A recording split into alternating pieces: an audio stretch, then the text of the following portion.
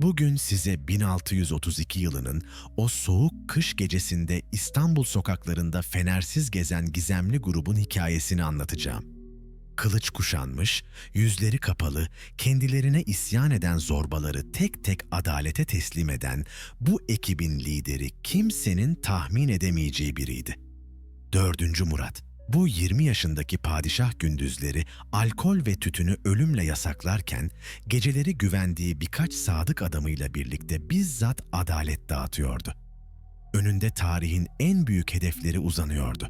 14 yıldır Safevi işgalindeki Bağdat'ı geri alacak, Revan'ı fethedecek, son Osmanlı fatihi olacaktı.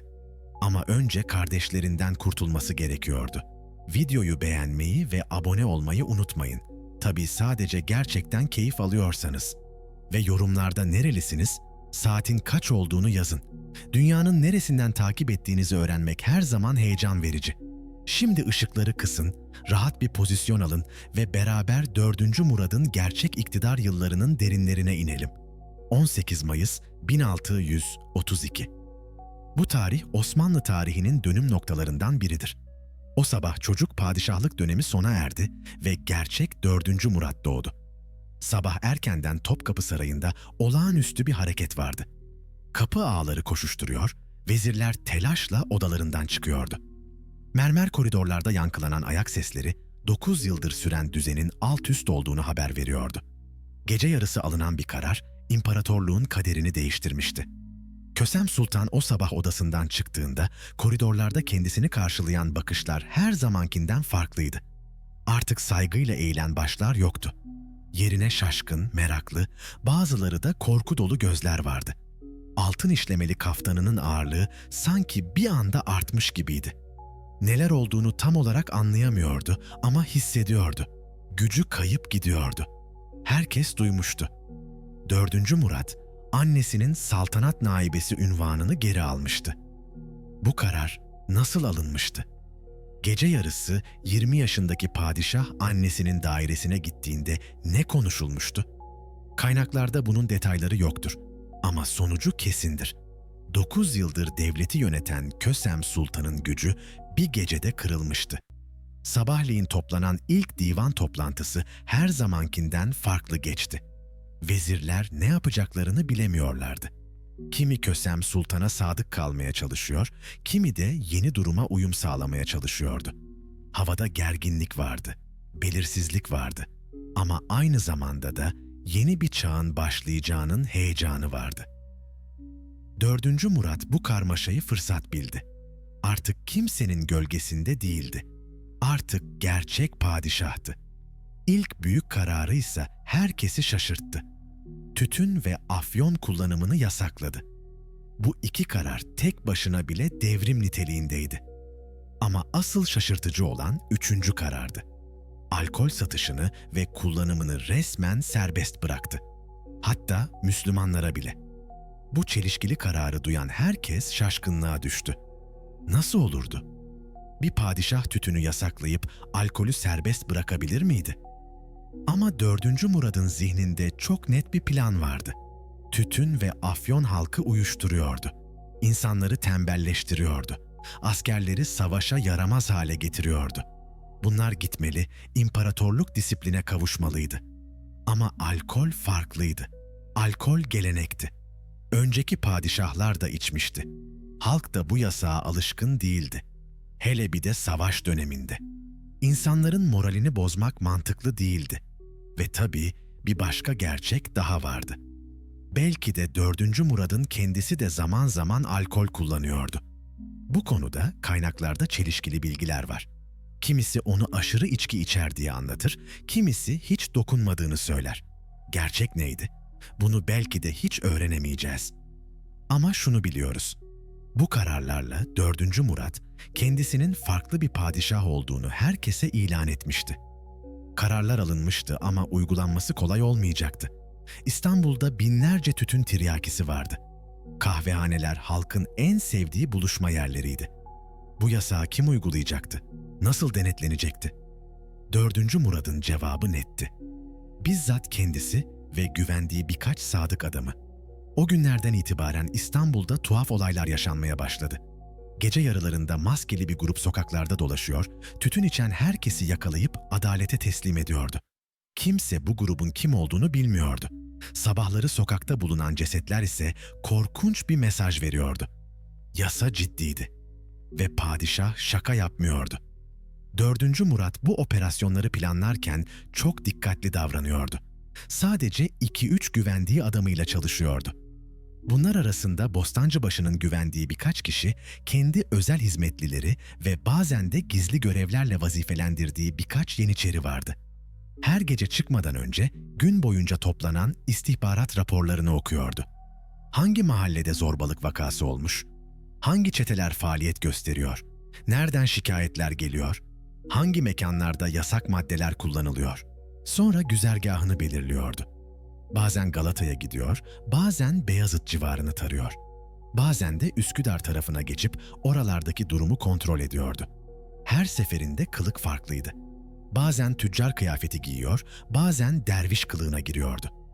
Bazen Yeniçeri üniforması giyiyor, bazen de sıradan halk kıyafetleri tercih ediyordu. Ama kılıç hep yanındaydı ve kullanmaktan çekinmiyordu. Bir gece Beyazıt civarında bir ham müşterisi tütün içerken yakalandı. Maskeli grup onu uyardı ama tütün içmeye devam etti. O gecenin sabahında han müşterisini hayatta bulamadılar. Başka bir gece Galata tarafında 2 yeniçeri gizlice afyon kullanırken yakalandı. İkisi de o gece ebediyete uğurlandı. Cesetleri yanında bir not vardı. Padişahın emirlerine itaat et. Bu olaylar kısa sürede tüm İstanbul'a yayıldı. Artık herkes biliyordu. Sokaklar güvensizdi ve özellikle yasak maddeler kullanılıyorsa. Ama bu gece operasyonları sadece yasak denetimi değildi. 4. Murat aynı zamanda güvendiği adamlarıyla birlikte şehirdeki zorbaları da temizliyordu. İstanbul'da 9 yıldır biriken şiddet ve kanunsuzluk had safhaya çıkmıştı. Sokaklarda çeteler dolaşıyor, halka zorbalık yapıyordu. Kapkaç, gasp, hatta cinayet sıradan olaylar haline gelmişti. Kösem Sultan döneminde bu sorunlarla başa çıkılamamıştı. Nitekim asıl sorun Yeniçerilerdeydi. Yeniçeriler disiplinini kaybetmiş ve hatta bazıları zorbalık yapıyordu. Ama onlara dokunmak tehlikeliydi. Tahtın desteği Yeniçerilerdeydi. 4. Murat ise farklı düşünüyordu. Ona göre zorba zorbaydı. Yeniçeri olması onu kurtarmazdı. Ve o gece operasyonlarında Yeniçeri olsun, sivil olsun, zorbalık yapan herkesi eşit şekilde cezalandırıyordu. Bir akşam Süleymaniye civarında dolaşırken 3 kişinin bir yaşlı adamı gasp ettiğini gördüler. Hemen müdahale ettiler.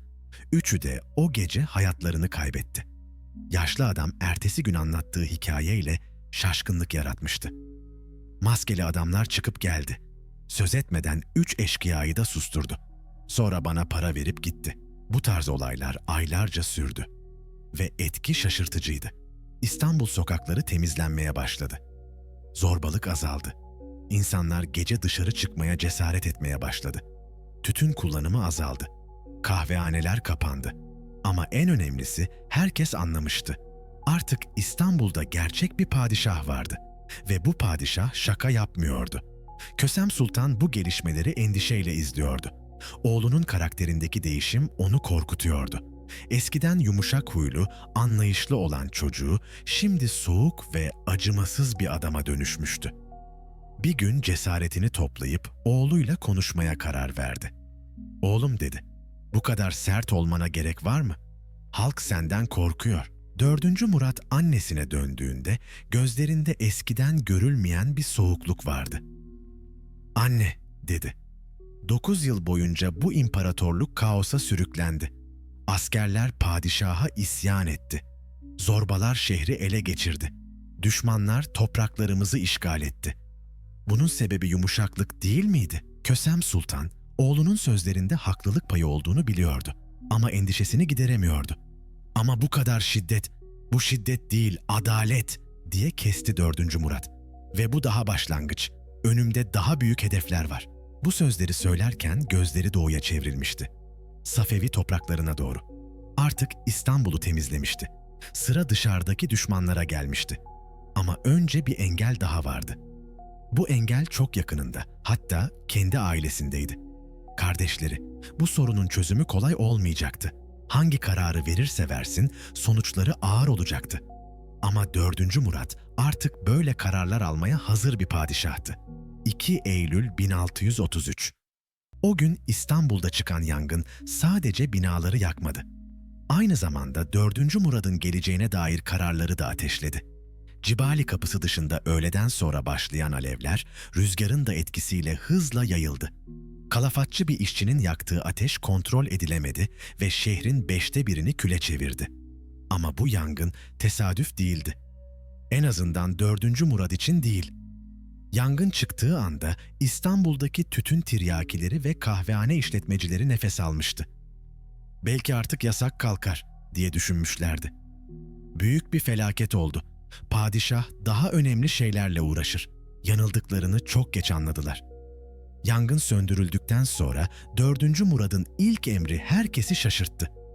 Bu yangının sebebini araştırın ve kalıcı çözüm bulun. Araştırma sonuçları çok geçmeden geldi ve 4. Murad istediği cevabı aldı. Yangın alanında çok sayıda tütün izmariti bulunmuştu. Ayrıca yakındaki bir meyhanede sarhoş olan işçilerin ihmalinin de yangını büyüttüğü tespit edilmişti. Bu bilgiler 4. Murad'a getirildiğinde yanında önemli bir misafir vardı. Kadızade Mehmed Efendi. Kadızade Mehmet, dönemin en etkili vaizlerinden biriydi. Tütün ve kahveyi haram ilan eden fetvalar veriyordu ve yangın olayını fırsat bilerek padişahı daha sert önlemler almaya teşvik ediyordu. "Padişahım," dedi Kadızade Mehmet, "görüyor musunuz? Bu lanetli maddeler sadece ruhları değil, şehri de yakıyor. Allah size bir işaret gönderiyor." 4. Murat bu sözleri dikkatle dinledi. Ama kafasında çok daha büyük planlar vardı. "Haklısınız efendi," dedi. "Ama sadece yasaklamak yetmez. Asıl sorun bu maddelerin toplandığı mekanlar." "Kahvehaneler mi kastediyorsunuz?" "Evet. Bu mekanlar sadece tütün yuvası değil, aynı zamanda fesat yuvası. Yeniçeriler buralarda toplanıyor, devlet aleyhine konuşuyor, hatta isyan planları yapıyor." Kadızade Mehmet'in gözleri parladı. Bu fırsat kaçırılmamalıydı. "O halde padişahım, kesin adımlar atmanın vakti gelmiştir." 4. Murat ayağa kalktı. Kararını vermişti. "Bugünden itibaren İstanbul'daki tüm kahvehaneler kapatılacak. Yerlerine daha faydalı iş yerleri açılacak. Bekarlara mahsus odalar, nalbur dükkanları, debba tezgahları." Bu karar İstanbul'da şok etkisi yarattı. Kahvehaneler sadece içecek servisi yapan yerler değildi. Buralarda şiir okunur, müzik dinlenir, sosyal hayat yaşanırdı.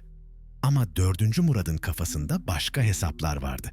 Kahvehaneler gerçekten de Yeniçerilerin ve zorbaların toplandığı yerlerdi. Buralarda devlet politikaları eleştirilir, hatta bazen isyan planları yapılırdı. Bu mekanları kapatmak, potansiyel tehlikeleri ortadan kaldırmak demekti. Ayrıca 4. Murat önünde büyük seferler olduğunu biliyordu. Revan'ı kuşatacak, Bağdat'ı fethedecekti. Bu seferler için halkın moralinin yüksek olması, devlete olan güvenin artması gerekiyordu. Ve bu da muhalif seslerin susturulması demekti. Kapatma operasyonu hızla başladı. Sadece İstanbul'da değil, Edirne'de de aynı uygulama yapıldı. Yüzlerce kahvehane bir gecede kapandı. Ama direniş de oldu. Bazı kahvehane sahipleri gizlice mekanlarını açmaya devam etti. Bazı tütün satıcıları yasağa rağmen ticaret yapmaya çalıştı. 4. Murad'ın cevabı netti. Tütün düşmanlığı neredeyse hastalık boyutuna varmıştı. Kim yakalanırsa yakalanırsın, ceza acımasızlıkla veriliyordu. Gece operasyonları bu sefer kahvehane ve tütün denetimine odaklandı. 4. Murat güvendiği adamlarıyla birlikte sokakları tarıyor, yasağını çiğneyenleri cezalandırıyordu. Bir gece Beyazıt civarında gizlice açık olan bir kahvehane keşfetti. İçeride 10 kadar kişi oturuyor, tütün içiyordu. Kapıdan içeri girdiğinde herkes şaşkınlıkla ona baktı. Maskeli adamın kim olduğunu bilmiyorlardı ama tehlikeli olduğunu hissediyorlardı. "Burası kapalı olmalıydı," dedi 4. Murat sakin bir sesle. Kahvehane sahibi öne çıktı. "Efendi, biz sadece çay içiyoruz, yasak bir şey yapmıyoruz." 4. Murat masalara baktı. Tütün kokuları havaya sinmişti. Zemin kül doluydu. "Yalan söyleme," dedi ve yasağı çiğnediğinin bedeli ağır olacak. O gece kahvehanedeki herkes hayatını kaybetti. Bu tarz olaylar şehir genelinde yaşandı. Yasağa uymayanları korkunç bir kader bekliyordu ve bu durum kısa sürede etkisini gösterdi. Tütün kullanımı neredeyse sıfıra indi. Kahvehaneler tamamen kapandı. İnsanlar yasağa harfiyen uymaya başladı. Ama bu sertliğin yan etkileri de vardı. Bazen masum insanlar da yanlışlıkla cezalandırılıyordu. Bazen ihbarların yanlış olduğu ortaya çıkıyordu. Bazen de abartı cezalar veriliyordu. Bu durumlardan biri özellikle dikkat çekiciydi. Bursa gezisi sırasında 4. Murat, İznik kadısını yolları tamir ettirmediği gerekçesiyle idam ettirdi. Bu karar hiçbir soruşturma yapmadan, hiçbir savunma dinlemeden verilmişti. Olay ulema arasında büyük tepki yarattı. Kadı saygın bir kişiydi ve yaptığı ihmaller o kadar büyük değildi. Şeyhülislam Ahizade Hüseyin Efendi durumun ciddiyetini anlayarak Kösem Sultan'a bir mektup yazdı. Bu mektupta padişahın bu sert tutumunun tehlikeli olduğunu, hatta tahttan indirilme riskini bile doğurabileceğini yazıyordu. Kösem Sultan mektubu okuduğunda büyük endişeye kapıldı. Oğlunun gittikçe artan sertliği artık tehlikeli boyutlara ulaşıyordu. Derhal durumu 4. Murad'a bildirdi. Mektubu alan 4. Murad'ın ilk tepkisi öfke oldu. Ama bu öfke Şeyhülislam'a değil, tehdidi haber veren annesine yönelikti. "Anne," dedi soğuk bir sesle, "siz de mi benim aleyhimde komplo kuruyorsunuz?" Kösem Sultan şaşırdı. "Oğlum, ben seni uyarmaya çalışıyorum. Bu mektup ciddi bir tehlike haberi veriyor. Biliyor musunuz bu ne demek?" diye devam etti 4. Murat. "Bu mektup, ulemaların bir ziyafet düzenleyip benim halimi konuştuklarını söylüyor. Yani bana karşı komplo kuruyorlar." Bu sözleri söylerken gözlerinde korkunç bir ışık vardı. Kösem Sultan anladı ki oğlu bu bilgiyi tehdit olarak algılamıştı ve tehditkar algıladığı herkesi ortadan kaldırmaya kararlıydı. "Oğlum, belki de sadece eleştiri." "Hayır anne, bu isyan hazırlığı ve benim isyancılara nasıl davrandığımı biliyorsunuz." Ertesi gün 4. Murat, Bursa'dan aceleyle İstanbul'a döndü. İlk işi Şeyhülislam Ahizade Hüseyin Efendi'yi azletmek oldu. Ama azletmekle yetinmedi. Onu Kıbrıs'a sürgün etti. Sonra da sürgün cezasını yeterli görmedi. Gemi Marmara Denizi'ni geçmeden önce durdurttu ve Çekmece sahilinde karaya çıkarttırdı. Kendisi de Çekmece'ye giderek Bostancıbaşı Mehmet Ağa'ya onu boğdurma emrini verdi. 7 Ocak 1634. O gün 4. Murat, Osmanlı tarihinde bir ilki gerçekleştirdi. Şeyhülislam öldürten ilk padişah oldu.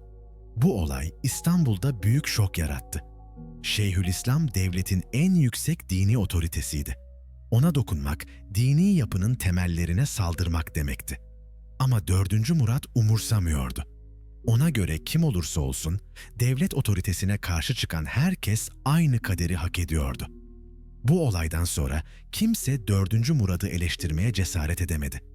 Herkes anlamıştı. Bu padişah çok ciddiydi ve hiç kimse onun için dokunulmaz değildi. Ama en çok şaşıran Kösem Sultan oldu. Şeyhülislam cinayetinde kendisinin de parmağı vardı. O mektubu iletmeseydi belki de bu olay yaşanmayacaktı. İlk defa oğlundan korktuğunu hissetti. 4. Murat artık sadakatini sorguluyor ve sadakat sorguladığı herkesi potansiyel düşman olarak görüyordu. O gece Kösem Sultan uyuyamadı. Korkunç bir gerçekle yüzleşmişti. Oğlu artık ona karşı da acımasız kararlar alabilirdi. 5 Ağustos 1634. O gün 4. Murat belki de saltanatının en tartışmalı kararını verdi. Safevi seferine çıkmadan önce alkol yasağını ilan etti ve meyhaneleri yıktırdı. Bu karar çelişkilerle doluydu. 2 yıl önce alkol kullanımını serbest bırakmıştı. Hatta Müslümanlara bile izin vermişti. Şimdi ise tam tersini yapıyordu.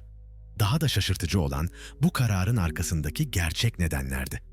Sabah erkenden Topkapı Sarayı'nda toplanan divan oldukça gergindi. Herkes biliyordu ki büyük bir karar alınacaktı. 4. Murad'ın yüzündeki kararlılık bunun sıradan bir karar olmayacağını gösteriyordu. "Bugünden itibaren," dedi padişah sert bir sesle, "İstanbul'da alkol satışı ve kullanımı kesinlikle yasaktır. Bu yasağı çiğneyen herkes ölümle cezalandırılacak." Divandaki vezirler şaşkınlık içinde birbirlerine baktılar. Bu karar beklenmedikti. Özellikle de sefere çıkmadan önce böyle bir yasak koymak. Sadrazam tabanı yassı Mehmet Paşa cesaretini toplayarak sordu. "Padişahım, bu kararın gerekçesi nedir?" 4. Murat gözlerini sadrazama dikti. Soğuk bakışlarında tehlikeli bir ışık vardı. "Gerekçe mi? Gerekçe şu. Bu imparatorluk savaşa gidiyor. Safevilerle hesaplaşacağız. Revan'ı alacağız. Sonra Bağdat'a yürüyeceğiz. Bu büyük hedefler için disiplinli bir topluma ihtiyacımız var." Vezirlerden biri itiraz etmeye çalıştı. "Ama padişahım, halk bu yasağa alışkın değil. Özellikle savaş döneminde morallerini bozmak." 4. Murat sözünü kesti. "Moral mi? Asıl morali bozan şey sarhoşluktur. Sarhoş asker savaşamaz. Sarhoş halk çalışamaz. Sarhoş toplum zafer kazanamaz." Bu sözlerin arkasında mantık vardı. Ama gerçek hikaye çok daha karmaşıktı. 4. Murad'ın kendisinin alkol kullanıp kullanmadığı konusunda kaynaklar çelişkiyordu. Bazı tarihçiler onu aşırı derecede içki düşkünü olarak tanımlıyordu. Bu kaynaklara göre padişah gece operasyonlarından döndükten sonra odasında içki içiyor, bazen sabaha kadar içiyordu. Bazı kaynaklar ise tam tersini söylüyordu. Onlara göre 4. Murat hiç alkole dokunmamıştı. Hatta doktor tarafından tedavi için verilen afyon hülasalarını bile kullanmak zorunda kaldığında, bunun kendisinde uyuşukluk yarattığını gören bazıları onu yanlışlıkla sarhoş zannetmişti. Gerçek neydi? Bu sorunun cevabını belki de hiç öğrenemeyeceğiz. Ama şunu biliyoruz. 4. Murat bu konuda çok hassastı. Ve bu hassasiyet onu bazen çelişkili davranışlara itiyordu. Bir yandan halktan alkol yasağına uymasını isterken, diğer yandan belki de kendisi de bu maddelerle mücadele ediyordu. Bu iç çelişki onu hem daha sert hem de daha acımasız yapıyordu. Yasak ilan edildikten sonra uygulama derhal başladı. Ama bu sefer sadece gece operasyonlarıyla yetinilmedi. Gündüz de sistematik denetimler yapıldı. İstanbul'daki tüm meyhaneler kapatıldı. Alkol satıcıları tutuklandı. Evlerde bile arama yapılıp gizli içki stokları imha edildi. Bu operasyonlar sırasında yaşanan olaylar ise kanlı öyküler oluşturuyordu. Bir gün Galata tarafında yapılan aramada bir evin bodrum katında büyük miktarda rakı bulundu. Ev sahibi bunun eski stok olduğunu, yasak gelmeden önceki dönemden kaldığını iddia etti. 4. Murat bu savunmayı kabul etmedi. Ev sahibi ve ailesinin tüm erkekleri o gün hayatlarını kaybetti. Başka bir gün Üsküdar'da bir han işletmecisi gizlice müşterilerine içki servisi yaparken yakalandı. Sadece han sahibi değil, içki içen müşteriler de ebediyete uğurlandı. Bu olaylar İstanbul'da korku atmosferi yarattı. Artık kimse alkol konusunda risk almıyordu. Ama aynı zamanda bir çelişki de yaşanıyordu. Bu kadar sert yasak koyan padişahın kendisinin durumu belirsizdi. Sarayda çalışan bazı kimseler padişahın özel odalarından bazen içki kokusu geldiğini fısıldıyordu. Ama hiç kimse bunu açıkça söylemeye cesaret edemiyordu. Böyle bir iddia en ağır cezayı gerektirirdi. Bu belirsizlik sadece halk arasında değil, devlet erkanı arasında da tartışma konusuydu. Bazı vezirler, padişahın bu sert yasağının arkasında kişisel deneyimlerinin olduğunu düşünüyordu. Belki de alkol problemlerini kendi üzerinde gözlemlemiş, bunun tehlikelerini görmüştü.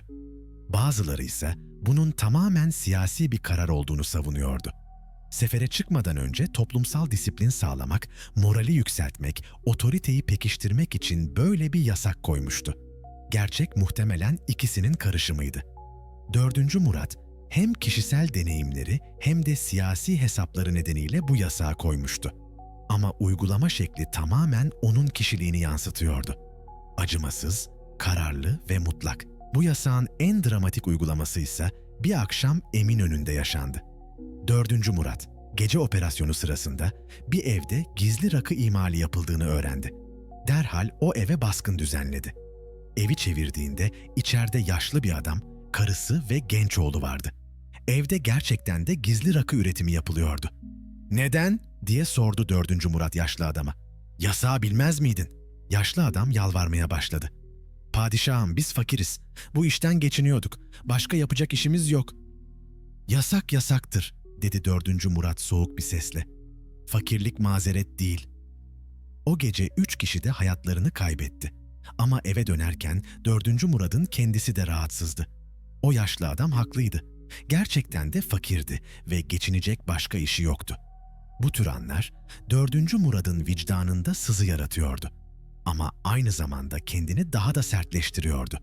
Acıma zaaf gösterir diye mırıldanıyordu. Ve padişah zaaf gösteremez. Bu içsel çelişki onu gittikçe daha karmaşık bir kişiliğe dönüştürüyordu. Bir yandan adaletli olmaya çalışıyor, diğer yandan acımasız davranmak zorunda kalıyordu.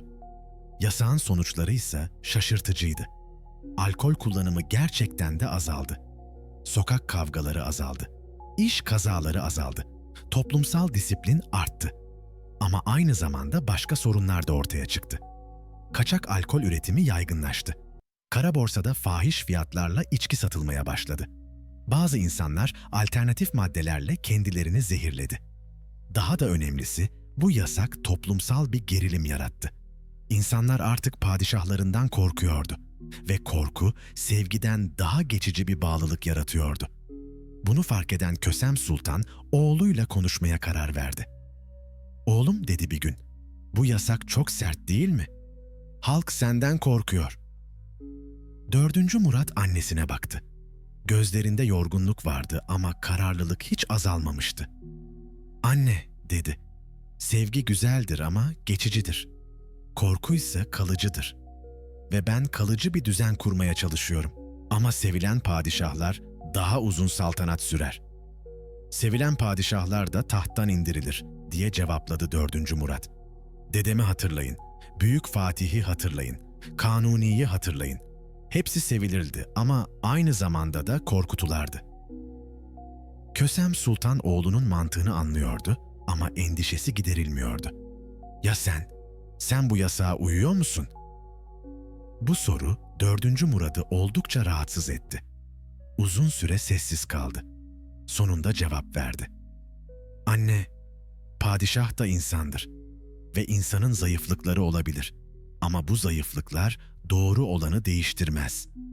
Bu cevap hem çok şey söylüyordu hem de hiçbir şey söylemiyordu. Kösem Sultan anladı ki oğlu bu konuda çelişkiler yaşıyordu. Belki de yasak koyduğu şeyi kendisi de kullanıyordu. Ama bu çelişki onu daha da kararlı yapıyordu. Kendi zayıflığını bildiği için başkalarının zayıflığına daha az tolerans gösteriyordu.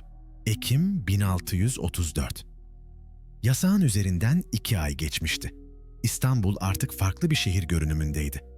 Sokaklar temizdi. Disiplin vardı. Asayiş sağlanmıştı. Ama aynı zamanda gerginlik de vardı. İnsanlar daha dikkatli davranıyor, daha az konuşuyor, daha çok çalışıyordu. Bu bir anlamda başarıydı. Ama başka bir anlamda da toplumsal canlılığın azalması demekti. 4. Murat bu sonuçlardan memnundu. Amacına ulaşmıştı. Disiplinli bir toplum yaratmıştı. Şimdi sıra büyük planlarına gelmişti. Revan seferine çıkacak, Safevilerle hesaplaşacaktı.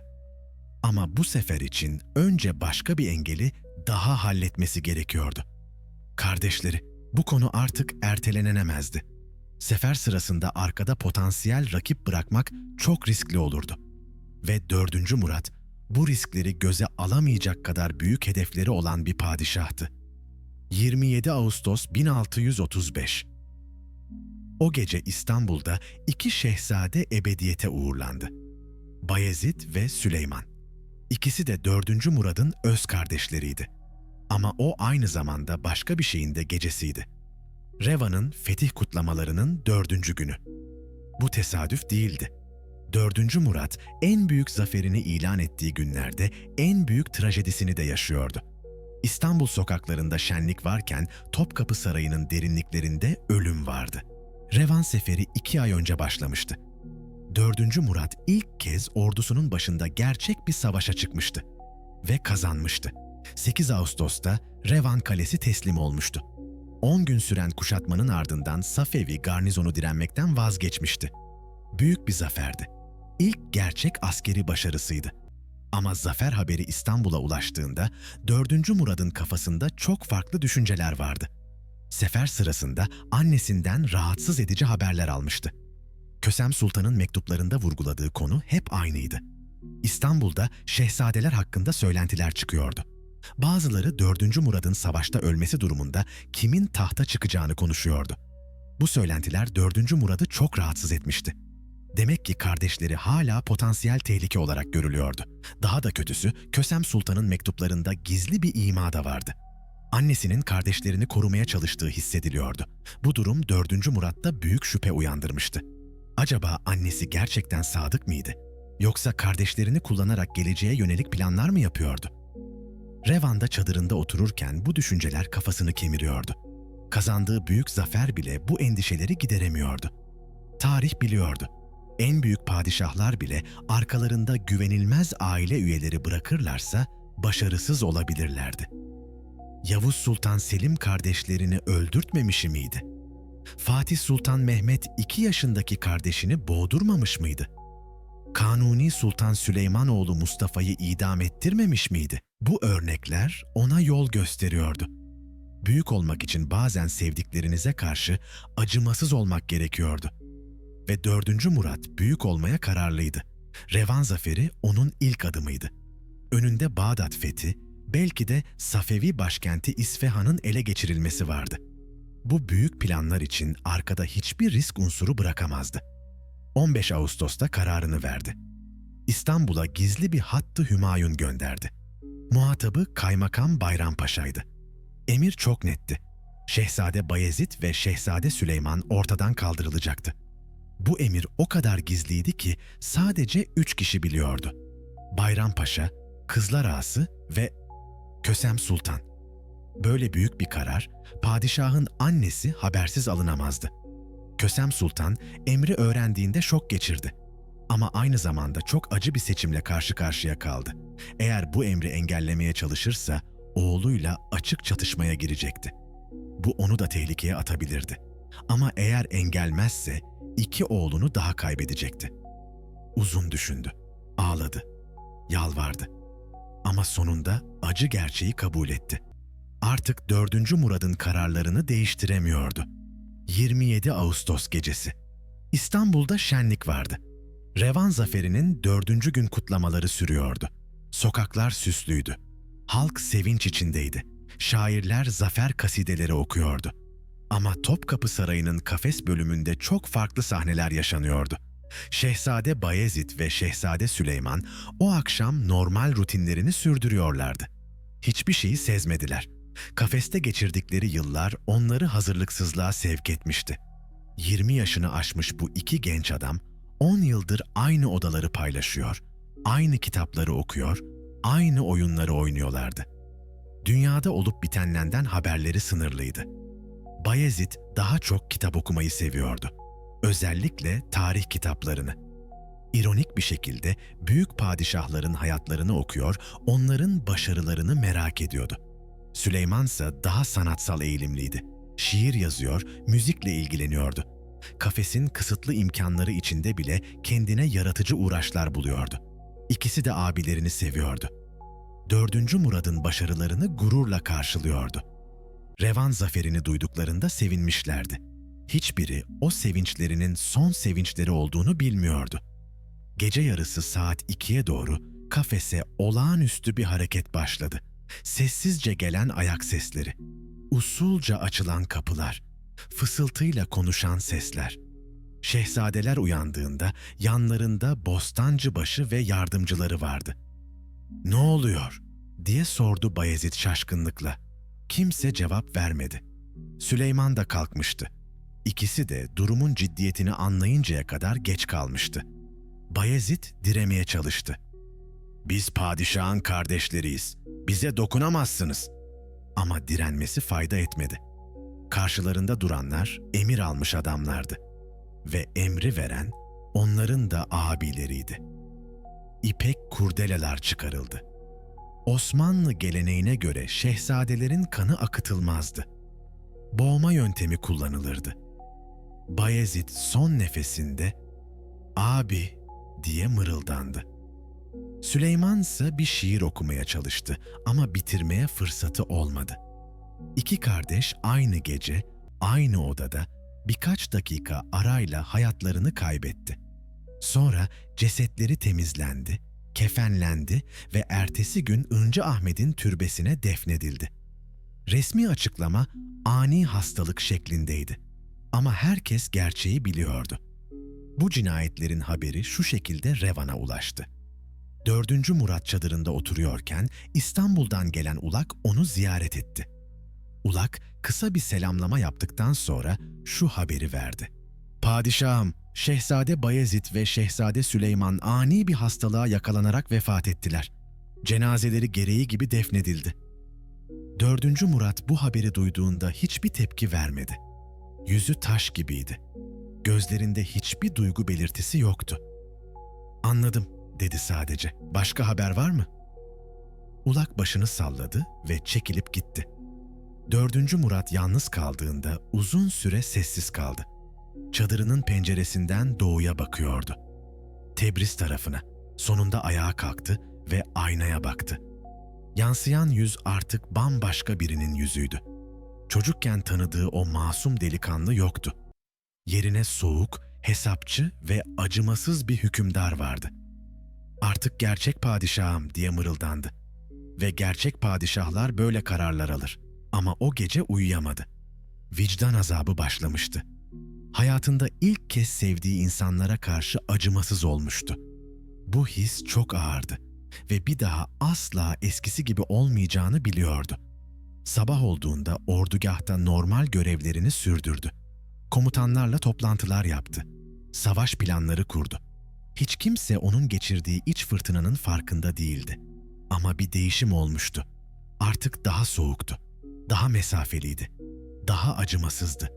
Anlamıştı ki büyük hedeflere ulaşmak için büyük fedakarlıklar gerekiyordu ve en büyük fedakarlık kendi vicdanını susturmaktı. 2 gün sonra Tebriz'e doğru hareket ettiler. 4. Murad ordusunun başında ilerlerken arkasında bıraktığı sadece 2 mezar değildi. Bıraktığı eski kişiliğiydi de. O geceden sonra artık başka biriydi. Kendi kardeşlerini öldürten adam bundan sonra hiç kimseye merhamet gösteremeyecekti. Ve bu sadece başlangıçtı. Önünde hala Şehzade Kasım vardı ve o da aynı kaderi paylaşacaktı. 4. Murat artık geri dönüşü olmayan bir yola girmiştir ve bu yol onu tarihin en büyük fatihlerinden biri yapacak ama aynı zamanda en yalnız padişahlarından biri de. 11 Eylül 1635. 4. Murat, Tebriz şehrinin kapılarından içeri girerken şehir neredeyse bomboştu. Safevi kuvvetleri çoktan çekilmişti. Direnişle karşılaşılmamıştı. Ama bu kolay zafer 4. Murad'ı mutlu etmiyordu. 2 hafta önce kardeşlerini öldürtmüştü. Bu gerçek onu kemiriyordu. Geceleri uyuyamıyor, gündüzleri konsantre olamıyordu. Tebriz'e girerken yanındaki Şeyhülislam Yahya Efendi ona döndü. "Padişahım, şehirde ne yapacağız? Halk teslim olmuş durumda." 4. Murat soğuk gözlerle şehre baktı. Boş sokaklar, kapalı dükkanlar, korkuyla evlerinde saklanan halk. "Şehri yıkın," dedi ani bir karar vererek. Yahya Efendi şaşırdı.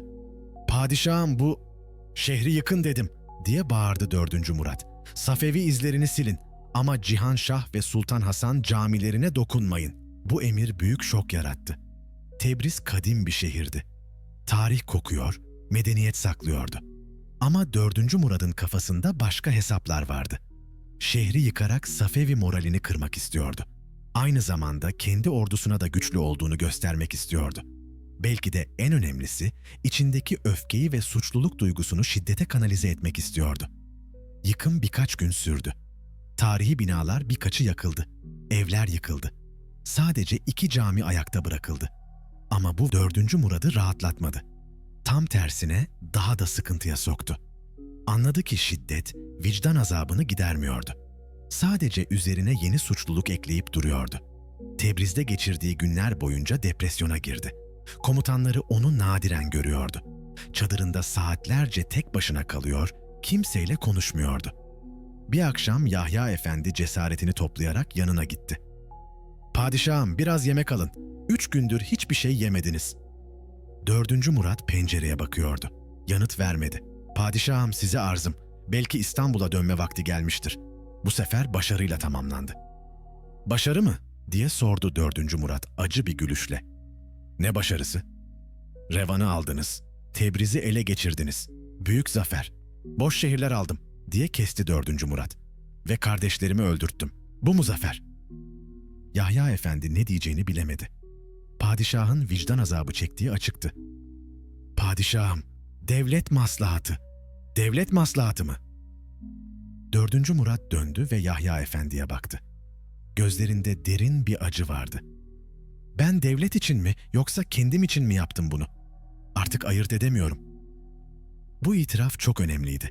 İlk kez kendi motivasyonlarını sorgulamıştı. Gerçekten devlet maslahatı için mi kardeşlerini öldürtmüştü? Yoksa kendi iktidarını korumak için mi? Bu soru ona dayanılmaz geliyordu. Cevabı biliyordu. İkisi de doğruydu. Hem devlet hem kendi çıkarları için bu kararı almıştı. Ve bu ikisini ayırt edememek onu daha da rahatsız ediyordu. Yahya Efendi dikkatli bir şekilde yaklaştı. Padişahım, büyük liderler daima zor kararlar alır. Fatih Sultan Mehmet de, Fatih'in 2 yaşındaki kardeşinin yoktu vicdanı diye patladı 4. Murat. Benim kardeşlerim 20 yaşındaydı. Şiir yazıyorlardı, kitap okuyorlardı. Hiç kimseye zarar vermiyorlardı. Bu sözler onu tamamen çökertti. Çadırın köşesine oturdu ve başını ellerine aldı. Ve ben onları öldürttüm. Kendi ellerimle emri yazdım. Yahya Efendi ne diyeceğini bilmiyordu. Karşısında güçlü bir Fatih değil, vicdan azabı çeken genç bir adam vardı. Padişahım, dedi yumuşak bir sesle. Pişmanlık da insaniyet alameti. Bu duygularınız sizi daha iyi bir hükümdar yapar. 4. Murat başını kaldırdı. Daha iyi mi? Ben artık daha iyi olamam. Bu noktadan sonra her kararımda kardeşlerimin gölgesi olacak. Yahya Efendi cesaret ederek elini uzattı. Padişahım, belki de bu his sizi daha dikkatli yapar. Belki de bundan sonra kan dökme konusunda daha temkinli olursunuz. 4. Murat başını salladı. Hayır efendi, tam tersi. Şimdi anlıyorum ki bu iş yarım bırakılamaz. Bir kez başladıktan sonra geri adım atmak zayıflık gösterir. Bu sözler Yahya Efendi'yi korkuttu. Padişahın daha da acımasız olmaya kararlı olduğunu gösteriyordu. Ne demek istiyorsunuz? 4. Murat ayağa kalktı ve çadırın dışına çıktı. Ordugahı seyrediyordu. Demek istiyorum ki Kasım da aynı kaderi paylaşacak. Bu cümle havaya bomba gibi düştü. Yahya Efendi şok geçirdi. Padişahım, 3 kardeş, bu çok fazla olmaz mı? Fazla mı? 4. Murat ona döndü. Biliyor musunuz efendi, bu sözler bana başka bir şey hatırlatıyor. Demek ki herkes kardeşlerimi potansiyel tehdit olarak görüyor ve bu algı oldukça onları hayatta tutmak mantıklı değil. Yahya Efendi anladı ki yanlış bir şey söylemişti. Ama artık geç kalmıştı. Padişahım, ben öyle demek istememiştim. Ama öyle dediniz, diye kesti 4. Murat. Ve haklısınız, 3 kardeş gerçekten çok. O yüzden sayıyı azaltacağım. Bu konuşmadan sonra 4. Murad'ın morali hiç düzelmedi. Tam tersine daha da kötüleşti. Artık geri dönüş yoktu. Bir kez bu yola girmiş, devam etmek zorundaydı. Ve bu gerçek onu çok yalnız hissettiriyordu. Ekim ayının başında hastalığı başladı. Gut hastalığı. Eklem ağrıları öyle şiddetliydi ki bazı günler yürüyemiyordu. Hekimbaşı durumun ciddi olduğunu söyledi. Afyon hülasaları verilmeye başlandı. Ama bu da 4. Murad'ı uyuşturuyordu. Belki de bu benim cezam diye düşünüyordu. Kardeşlerimi öldürttüğüm için Allah beni cezalandırıyor. Kasım ayında artık dayanamadı. İstanbul'a dönme kararı aldı. Bu sefer bitmiştir, dedi komutanlarına. Revan'ı aldık, Tebriz'i ele geçirdik. Artık İstanbul'a dönme vakti. Ama asıl nedeni hastalığı değil, vicdan azabıydı. Burada, savaş alanında kaldıkça kardeşlerinin hayali gözünün önünden gitmiyordu. Geri dönüş yolculuğu bir kabus gibiydi. Taht-ı-Revan'da taşınmak zorunda kalıyordu. Ağrılar dayanılmazdı. Ama fiziksel acı, ruhsal acısının yanında hiçti. İstanbul'a yaklaştıklarında kötü haber geldi. Şah Safi, Osmanlı ordusunun ayrılmasını fırsat bilip Revan'ı geri almıştı. Bu haber 4. Murad'ı çileden çıkardı. "Demek," diye bağırdı, "kardeşlerimi boşuna öldürttüm. Kazandığımız şehirler de elimizden çıktı." Bu gerçek ona çok ağır geldi. Anlamıştı ki büyük fedakarlık yapmış ama kalıcı bir başarı elde edememişti. Aralık ayında İstanbul'a döndüğünde halk onu zafer kahramanı olarak karşıladı. Sokaklarda şenlikler düzenlendi. Şairler zafer kasideleri okudu.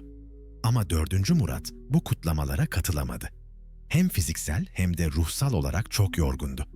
Topkapı Sarayı'na vardığında ilk işi kafesi ziyaret etmek oldu. Şehzade Kasım ve İbrahim'in kaldığı odaları gördüğünde yüreği burkuldu. Bu odalar bir zamanlar 4 kardeşin yaşadığı yerlerdi. Şimdi sadece 2 kişi kalmıştı. Kasım ve İbrahim onu görünce ayağa kalktılar. "Abi," dedi Kasım, "Revan zaferini kutlarız. Çok gururlandık." Bu sözler 4. Murad'a hançer gibi saplandı. Kasım gerçekten gururlu ve mutluydu. Abinin başarılarından dolayı seviniyordu. Hiç bilmiyordu ki o abi yakında onu da öldürtecekti. "Teşekkür ederim," dedi 4. Murat boğuk bir sesle. "Siz nasılsınız? Sağlığınız iyi mi?" "İyiyiz abi," dedi İbrahim. "Burada kitap okuyoruz, şiir yazıyoruz. Senin zaferlerini duyunca çok mutlu oluyoruz." Bu masumane sözler 4. Murad'ın vicdanını iyice burktu. "Ben," diye başladı ama devam edemedi. Kasım yaklaştı. "Abi, yorgun görünüyorsun. İstirahat etmelisin." "Evet," dedi 4. Murat. "İstirahat etmeliyim." Odadan çıkarken son kez geriye baktı. Kasım ve İbrahim onu sevgiyle uğurluyorlardı. Bu görüntü kafasına kazındı. Biliyordu ki bu, Kasım'ı son görüşü olacaktı. O gece odasında tek başına otururken kararını kesinleştirdi. Bağdat seferine çıkmadan önce Kasım'ı da öldürtecekti. Arkada hiçbir risk unsuru bırakamazdı. Ama bu karar verirken vicdanının sesini duyuyordu. "Sen artık insan değilsin, canavara dönüştün." Bu ses haklıydı. Ama artık geri dönemezdi. Önünde daha büyük hedefler vardı. Bağdat'ı alacak, Safevi devletini dize getirecek, tarihin en büyük fatihi olacaktı. Ve bunun için gerekirse vicdanını da susturacaktı. 8 Mayıs 1638. 4. Murat, Bağdat seferine çıkmak için Üsküdar'dan hareket ettiği sabah, İstanbul'da bir mezar daha açılmıştı. Şehzade Kasım'ın mezarı. 3 gün önce hayatını kaybetmişti. Son kardeş. Artık sadece İbrahim kalmıştı. Bu sefer hiçbir törenle uğurlanmadı. Hiçbir yas tutulmadı. Sadece kayıtlara ani hastalık yazıldı ve hızla defnedildi. 4. Murat artık bu işleri rutin hale getirmişti. Kardeş öldürtmek ona normal geliyordu. Ama bu normallik ona çok pahalıya mal oluyordu. Sefere çıkarken, ordusunun başında dururken komutanları onu şaşkınlıkla izliyordu. Gözlerinde artık hiçbir duygu yoktu.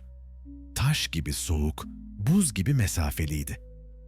"Bugün Bağdat'a doğru hareket ediyoruz," dedi ordusuna hitaben. "Bu sefer dönüşümsüz olacak. Ya Bağdat'ı alacağız ya da ölümüne savaşacağız." Bu sözleri söylerken sesinde hiçbir coşku yoktu. Sanki cenaze töreninde konuşur gibiydi. Yanında duran Sadrazam Tayyar Mehmet Paşa endişeliydi. Padişahın bu halini daha önce görmemişti. "Padişahım," diye sordu. "Kendinizi iyi hissediyor musunuz?"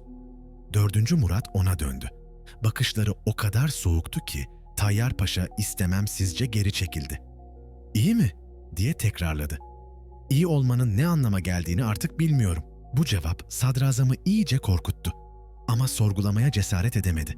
Herkes biliyordu ki 4. Murat artık eskisi gibi değildi. 3 kardeşini öldürttükten sonra tamamen değişmişti. Eskiden gülümseyen yüz artık asık duruyordu. Eskiden sıcak olan ses şimdi buz gibiydi. Eskiden anlayışlı olan tavır şimdi acımasız kesilmişti. Ve en korkutucu yanı artık hiç kimseye güvenmemesiydi. Sefer boyunca sürekli etrafına şüpheyle bakıyordu. Kim komplo kuruyor? Kim ihanet edecek? Kim onu devirmeye çalışacak? Bu paranoya onu çok yoruyordu. Ama daha da kötüsü çevresindekileri de yoruyordu.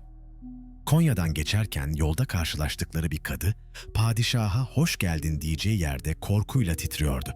İznik kadısının başına gelenleri duymuştu.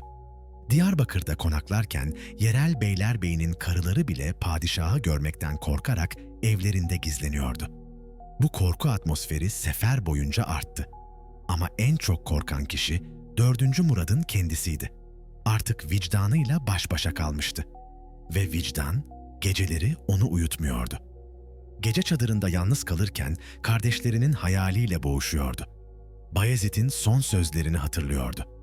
"Abi, Süleyman'ın yarım kalan şiirini düşünüyordu. Kasım'ın saf gülüşünü görür gibiydi. Bu hayaller ona dayanılmaz geliyordu. Bunlardan kurtulmak için kendini işe vermeye çalışıyordu. Sefer planları yapıyor, haritalar inceliyor, mektuplar yazıyordu. Ama hiçbiri işe yaramıyordu. Vicdan azabı hiçbir meşgaleyle bastırılamayacak kadar güçlüydü. Bir gece dayanamadı ve Yahya Efendi'yi çağırdı. "Efendi," dedi, "size bir şey soracağım. Kardeş öldüren hükümdar Allah katında nasıl affedilir?" Yahya Efendi bu soruyu beklemiyordu. Uzun süre düşündü. "Padişahım," dedi sonunda, "tövbe kapısı herkese açıktır. Ama bazı günahlar sadece Allah katında değil, kendi vicdanımızda da çok ağırdır." Bu cevap 4. Murad'ı tatmin etmedi. "Yani ben asla affedilmeyecek miyim?" "Affedilirsiniz," dedi Yahya Efendi. "Ama kendinizi affedemeyebilirsiniz." Bu sözler ona çok ağır geldi. Hakikati söylüyordu. 4. Murat kendini affetmeyebilirdi ve bu en büyük cezaydı. Yolculuk 200 gün sürdü. Her geçen gün 4. Murat biraz daha çürüyordu. Fiziksel olarak da, ruhsal olarak da. Gut hastalığı ilerliyordu. Eklem ağrıları artıyordu. Bazı günler yürüyemiyordu. Ama ruhsal çürüme daha vahimdi. Gülmeyi unutmuştu. Sevinci unutmuştu. Hatta üzülmeyi bile unutmuştu. Sadece öfke kalmıştı. Soğuk, hesaplı, acımasız öfke. Bu öfke onu Bağdat'a taşıyacaktı. Büyük zafere götürecekti. Ama aynı zamanda yok da edecekti. Vicdanını öldüren adam sonunda kendini de yavaş yavaş öldürüyordu. 15 Kasım 1638, Bağdat Kalesi çevrildi. 40 bin Osmanlı askeri şehri muhasara altına aldı. Ve en önde kendi çadırında 4. Murat bekliyordu. Bu kuşatma sadece askeri bir operasyon değildi. Bu, onun ruhsal yeniden doğuşunun son sınavıydı. Çadırında otururken haritaları inceliyordu. Bağdat'ın her sokağını, her duvarını, her kulesini ezberlenmişti. Bu şehir onun için çok şey ifade ediyordu. Burası 14 yıldır Safevi işgali altındaydı. Burası ecdadının aldığı, şimdi geri kazanması gereken bir şehirdi. Burası onun gerçek fatih olup olamayacağını gösterecek yerdi. Ama en önemlisi, burası vicdanıyla barış yapabileceği yerdi. "Eğer Bağdat'ı alırsam," diye düşünüyordu, "kardeşlerimi boşuna öldürmemiş olurum. Büyük hedefler için büyük fedakarlıklar gerekiyordu ve ben bunu yaptım." Bu mantık onu teselli ediyordu. Ama yeterli değildi. İlk gün kuşatma planları yapıldı. Şehir tamamen çevrildi. Hiçbir yemek, hiçbir imdat giremeyecekti. İkinci gün toplarla bombardıman başladı. Kale duvarları sarsılıyordu. Ama henüz çökecek gibi değildi. 3. gün Safevi komutanı Bektaş Han bir elçi gönderdi. Barış teklifiydi. Elçi 4. Murad'ın huzuruna çıktığında şu teklifi sundu. "Padişahım, komutanımız şehri teslim etmeye hazır. Ancak kimsenin canına dokunulmaması ve namusuyla çıkıp gitmelerine izin verilmesi koşuluyla." 4. Murat bu teklifi uzun süre düşündü. Mantıklı bir teklifti. Kan dökülmeden şehir ele geçirilebilirdi. Hatta daha hızlı ve kolay olurdu. Ama içindeki öfke buna razı olmuyordu. "Hayır," dedi sonunda. "Şartsız teslim. Başka türlü olmaz." Elçi şaşırdı. "Padişahım, bu çok kan dökülmesi demek." "Kan mı?" 4. Murat ayağa kalktı. "Ben zaten kan döktüm. Çok kan döktüm. Artık biraz daha ne fark eder?" Bu sözleri söylerken gözlerinde korkunç bir ışık vardı. Elçi titreyerek geri döndü. Cevabı Bektaş Han'a iletti. Safevi komutanı bu cevabı duyunca anladı ki kolay kurtuluş yoktu. Sonuna kadar direneceklerdi. 4. gün asıl savaş başladı. Osmanlı kuvvetleri kale duvarlarına merdiven dayayıp tırmanmaya çalıştı. Safevi askerleri yukarıdan ok yağdırdı. Kaynar yağ döktü. Çok sayıda asker hayatını kaybetti. Ama 4. Murat durmadı. "Devam!" diye bağırıyordu. "Ölürseniz şehit olursunuz. Geri dönersek herkes bizi rezil sanar." Bu sözler askerlere güç veriyordu. Ama aynı zamanda korkutuyordu da. Artık padişahın ölümden korkmadığını anlıyorlardı. Hatta ölümü arzuladığını bile. 5. gün 4. Murat bizzat savaşa katıldı. Zırh giydi, kılıç kuşandı ve en önde yürüdü. Komutanları onu durdurmaya çalıştı. "Padişahım, çok tehlikeli. Siz arkada kalın." "Hayır," dedi kararlılıkla. "Ben de savaşacağım. Artık kaybedecek hiçbir şeyim yok." Bu söz komutanlarını çok korkuttu. Kaybedecek bir şeyi olmayan adam her şeyi göze alır. 4. Murat o gün kale duvarlarında boy gösterdi. Elinde kılıç, göğsünde zırh, gözlerinde ölümü göze alan bir kararlılık. Safevi askerleri onu gördüklerinde şaştılar. Padişahın bu kadar cesur olduğunu beklemiyorlardı. Ama 4. Murat için bu cesaret değildi. Bu çaresizlikti. Artık başarısızlık lüksü yoktu. Ya Bağdat'ı alacak ya da burada ölecekti. 10. gün moral bozuklukları başladı. Osmanlı kuvvetleri çok sayıda asker kaybetmişti. Kale duvarları hala sağlamdı. İlerleme yoktu. Bazı komutanlar kuşatmayı kaldırmayı önerdi. "Padişahım, kış geliyor. Belki ilkbaharda tekrar deneriz." 4. Murat bu teklife şiddetle karşı çıktı. "Hayır, buradan dönersem sonsuza kadar mağlup bir padişah olarak anılırım. Kardeşlerimi boşuna öldürmüş olurum." Bu son cümle herkesin dikkatini çekti. Padişah ilk kez kardeşlerinden açıkça bahsetmişti. "Padişahım," diye başladı Yahya Efendi. "Sus," diye bağırdı 4. Murat. "Ben artık geri dönemem. Ya burada zafer kazanacağım ya da burada öleceğim." Bu kesin konuşma herkesi şuşturdu. 20. gün ilk büyük sıkıntı başladı. Zahire azalmaya başladı. Kış soğukları çadırları donduruyordu. Hastalıklar yayılıyordu. Ama 4. Murat dinlemiyordu. "Dayanacağız," diyordu. "Sonuna kadar dayanacağız." 30. gün moral tamamen bozuldu. Askerlerde isyan belirtileri başladı. Bazıları evlerine dönmek istediğini söylüyordu. 4. Murat bu isyan belirtilerini şiddetle bastırdı. Birkaç askerden örnek kesti. Onları bütün ordunun önünde idam ettirdi. "Kim kaçmaya çalışırsa aynı kaderi paylaşır," diye haykırdı. Bu sertlik geçici olarak isyanı bastırdı. Ama uzun vadede morali daha da bozdu.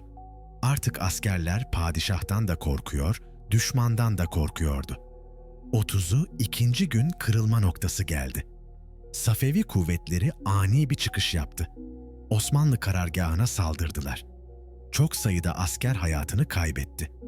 Daha da kötüsü Sadrazam Tayyar Mehmet Paşa yaralandı. 4. Murat yaralı sadrazamının yanına koştu. "Paşa, dayanın!" Tayyar Paşa kan içinde yatıyordu. Son nefesiyle şu sözleri söyledi. "Padişahım, kardeşlerimin intikamını aldılar." Ve hayatını kaybetti. Bu son sözler 4. Murad'ı çok etkiledi. Sadrazam bile kardeş konusunu hatırlatmıştı. O gece çadırında tek başına otururken derin bir çöküntü yaşadı. "Herkes biliyor," diye düşündü. "Herkes benim ne yaptığımı biliyor ve herkes bunun intikamının alınacağını düşünüyor." Bu düşünce ona dayanılmaz geldi. Ama tam bu anda beklenmedik bir haber geldi. Bağdat'tan beyaz bayrak çıkmıştı. Teslim bayrağı. Safevi komutanı Bektaş Han artık dayanamayacağını anlamış ve teslim olmaya karar vermişti. 4. Murat bu haberi duyduğunda gözyaşlarına boğuldu. Ama bunlar sevinç gözyaşları değildi. Rahatlama gözyaşlarıydı. "Sonunda," diye mırıldandı. "Sonunda zafer." Ama aynı zamanda biliyordu ki bu zafer çok pahalıya mal olmuştu. Kardeşlerinin kanı, sadrazamının ölümü, binlerce askerin hayatı. Bağdat alınmıştı. Ama bedeli çok ağırdı. 25 Aralık 1638 Osmanlı kuvvetleri Bağdat'a girdi. 4. Murat şehrin kapılarından geçerken taş gibi ifadesizdi. Etrafındaki askerler sevinç çığlıkları atıyordu. "Yaşa padişahım! Yaşa Bağdat Fatihi!" Ama o hiç sevinmiyordu. Biliyordu ki bu zafer onu mutlu etmeyecekti. Hiçbir zafer kardeşlerinin kanını temizleyemezdi. İlk işi İmam-ı Azam ve Abdülkadir Geylani türbelerini ziyaret etmek oldu. Bu ziyaret sırasında dua etti. Ama dualarında af dilemiyordu. Sadece "artık yeter mi?" diye soruyordu. Cevap gelmedi. Onun vicdanı asla yeter demeyecekti. 25 Ocak 1640 İstanbul'da bayram tebriklerini kabul eden 4. Murat, kimsenin tahmin edemeyeceği kadar yorgundu. Bağdat zaferinden sonra geçen bir yıl ona huzur getirmek yerine iyice yıpratmıştı. Zafer, beklediği rahatlıkları sağlamamıştı. O sabah Sinan Paşa Köşkü'nde düzenlenen törende iç ağalarının çeşitli hünerlerini seyretmişti. Biraz at koşturmuş, normal görünmeye çalışmıştı. Ama akşam yemeğinde silahdar Mustafa Paşa'nın önerisiyle eskisi gibi yemek yemişti. Eskisi gibi derken kastedilen şey neydi? İşte bu nokta tarihin en büyük gizemlerinden biri. 4. Murad'ın alkol kullanıp kullanmadığı konusunda kaynaklar çelişiyordu. Bazıları onun aşırı derecede içki düşkünü olduğunu yazıyordu. Bu kaynaklara göre özellikle Bağdat zaferinden sonra içkiye daha çok sarılmıştı. Vicdan azabını bastırmaya çalışıyordu. Diğer kaynaklarsa tam tersini söylüyordu. Gut hastalığı için verilen afyon hülasalarını kullanmak zorunda kaldığında, bunun etkisiyle sendeleyen halini görenler onu yanlışlıkla sarhoş sanmışlardı. Gerçek neydi? Bu sorunun cevabını belki de hiç öğrenemeyeceğiz. Ama şunu biliyoruz. O son akşam yemeğinde bir şeyler olmuştu ve ertesi gün hayatının son hastalığı başlamıştı. 26 Ocak sabahı 4. Murat uyandığında kendini çok kötü hissediyordu. Şiddetli baş ağrısı vardı. Titriyor, terliyordu. Hekimbaşı çağrıldı. İlk teşhis sıtmaydı. "Padişahım, muhtemelen Bağdat seferinde kaptığınız bir humma. Birkaç gün istirahat ederseniz geçer." Ama geçmedi.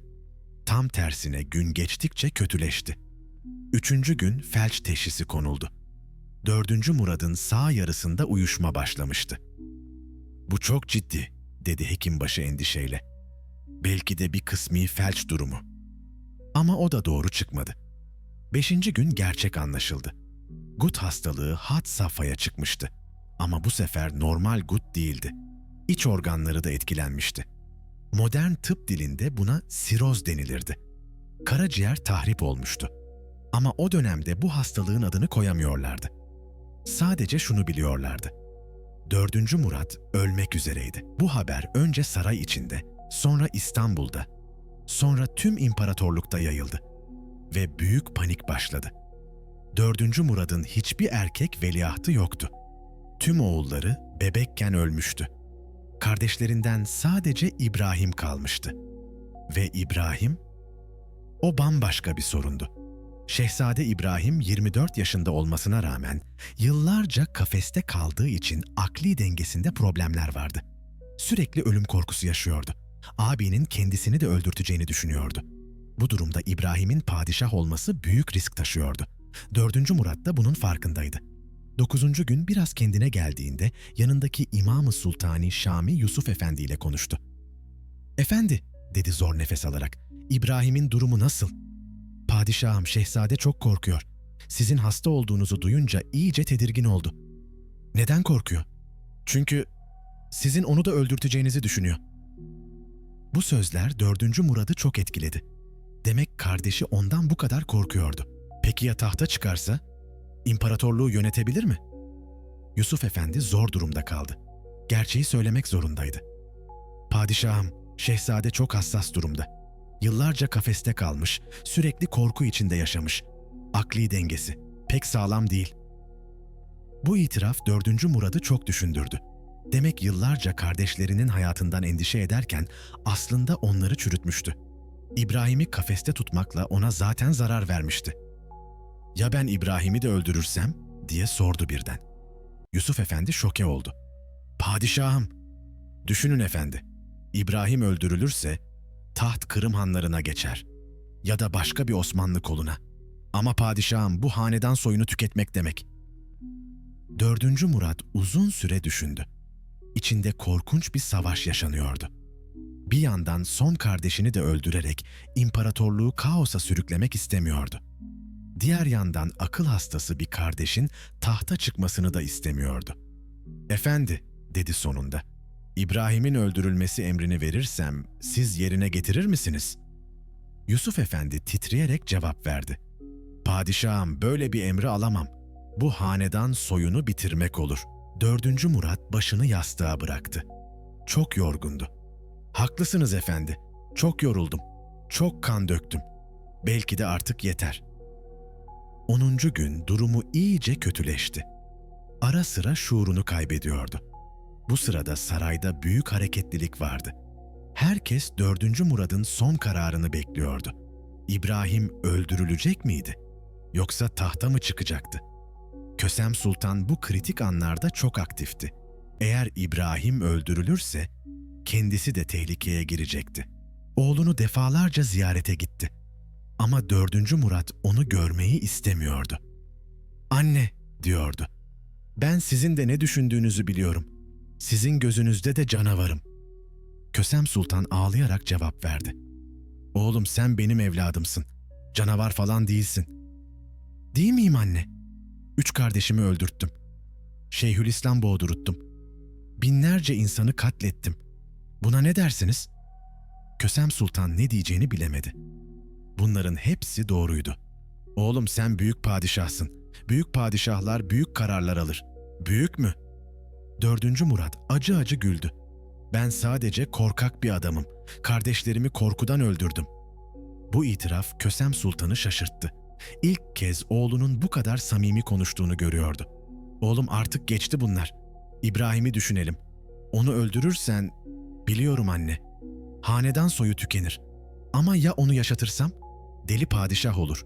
İmparatorluk darmadağın olur. İbrahim deli değil. Sadece korkak. Zamanla düzelir." 4. Murat başını salladı. "Hayır anne. O asla düzelmez. Ben onu çürüttüm. Kafeste çürüttüm." Bu sözleri söylerken gözlerinden yaş geliyordu. 11. gün 4. Murat son kez ayağa kalkmaya çalıştı. Pencereye gidip İstanbul'u seyretti. O büyük şehir onun buyruğu altında uyuyordu. "Ne güzel şehir," diye mırıldandı. "Ne güzel imparatorluk ve ben bunu nasıl bir halde bırakıyorum?" Yanında duran Yusuf Efendi sordu. "Padişahım, son kararınız nedir?" "İbrahim." 4. Murat uzun süre düşündü. Bu onun son büyük kararıydı. "İbrahim yaşasın," dedi sonunda. "Belki de deli padişah, hiç padişah olmamasından iyidir." Fakat rivayetler farklı söylüyor.